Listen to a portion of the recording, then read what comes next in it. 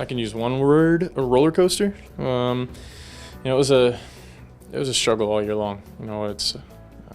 We started out well, and then that rough stretch in the middle of the year was definitely frustrating for everybody. And I think it definitely showed with the results on the field. I feel as if when the Gold Cup came along, we missed a lot of players, and then when they come back and then we didn't win the first 2 games, everyone was like, everyone was asking questions. And then when that didn't happen, I think it sort of knocked us off form.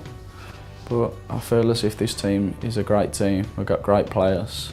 We've proved that we can, at the end of the season, we've proved that we still are a good team. We're one of the teams scoring the most goals, but as I said, we conceded a lot of easy goals against, especially on set plays. And being able still to get into the playoffs, which I honestly think we were playing 6 or 7 games really needed to perform well, and that was a great thing that we actually managed to get ourselves into the playoffs, and I'm really proud of the way we did that in the end.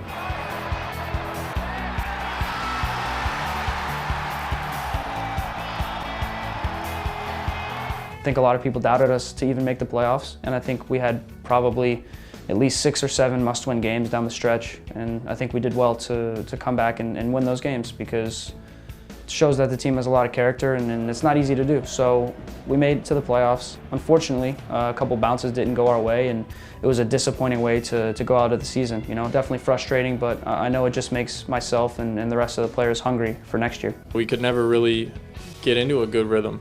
It's a good word to use to describe the way that we had to go about things this year.